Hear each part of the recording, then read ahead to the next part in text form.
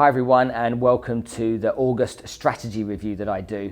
At the end of each month, I like to give some information about what I've learned over the course of the last month so that maybe you can deploy it in your business. It can be of value to you. So without further ado, here goes. Let's get stuck in, shall we? Number one, TikTok. Now TikTok, can't even say it properly. TikTok is an app that used to be called Musical.ly.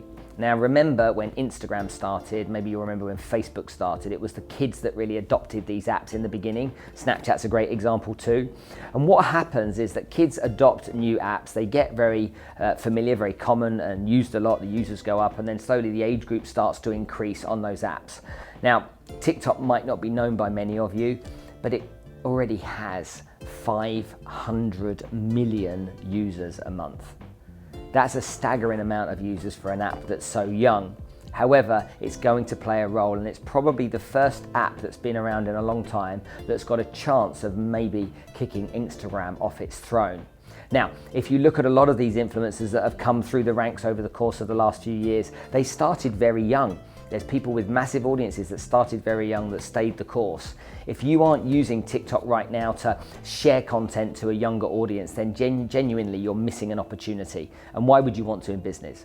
We can see there's people with large audiences on Instagram nowadays that are making fortunes as individuals, also corporations. That happened the same as Facebook and also is happening at the moment with LinkedIn. So I urge you to look into TikTok, get yourself an account opened up, start using it, because in the future it's only going to get bigger and bigger and bigger. And if you want to reach out to more and more potential clients, then guess what? There's going to be some there as well.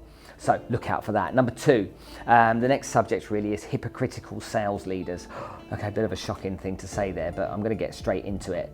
Look, if you employ salespeople and you want your salespeople trained, yet you're not training yourself, or your sales managers aren't being trained, then for me, that doesn't make any sense. Also, if you are a sales manager and you have a team of salespeople and you don't embrace the training that they're getting, then you don't know what they're being trained on and how they can implement it into the business. I have an online university that's given out to all of my corporate clients and my retail clients, and we keep very valuable data and statistics on this.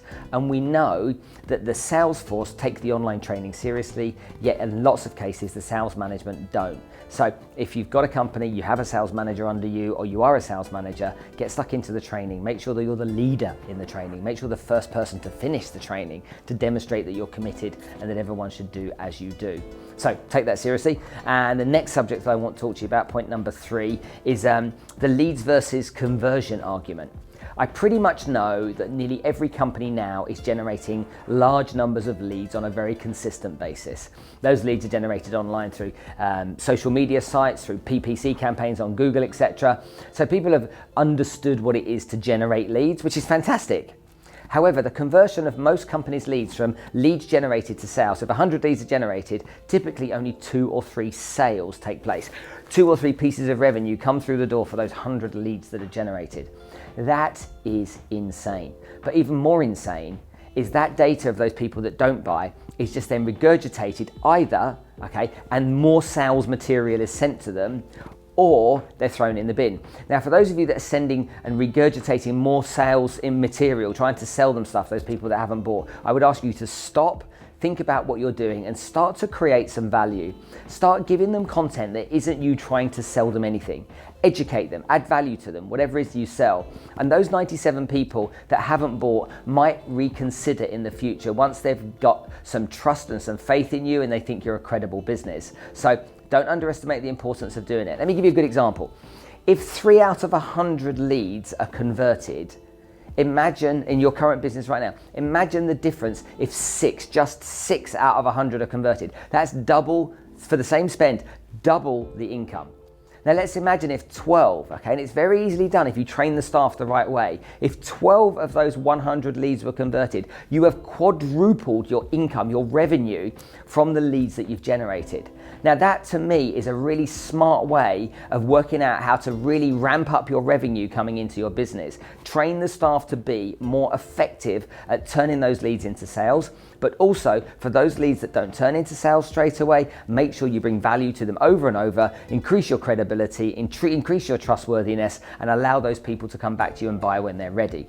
So take that really, really seriously. So just summarizing again, TikTok, Don't miss it out. Go follow Gary Vee on TikTok, or One Bin Hussein, or Paris Norris guy in Dubai. Those 3 guys I follow. Go and check out what they're doing. Follow me. You know, I'm no expert at it, but at least I'm on the bandwagon. I'm producing content that's going in there.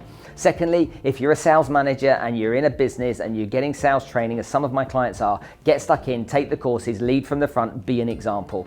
And lastly, don't mess up these lead conversions, because a lot of people are, and it's just money down the drain. Huge amounts of money spent, and it doesn't need to be. Okay, lastly, season 2 of the Spencer Lodge podcast is just about to go out. If you haven't subscribed, please do. The podcast is phenomenal. It brings great value. There's loads of interesting people that I talk to that share their stories. And for the first episode of the second series, we've got my dear friend, Dr. Sarah Al-Madani, who's a hugely successful entrepreneur here in Dubai, has a great audience, a great following, and a large amount of respect. And she says some real snippets of success and failure that she's experienced along the way. Okay, thank you very much for listening. I know I've gone on a little bit, but I really appreciate you taking the time. Hopefully this is really valuable to you. But if it could be more valuable to you, what I'd like you to do is to let me know.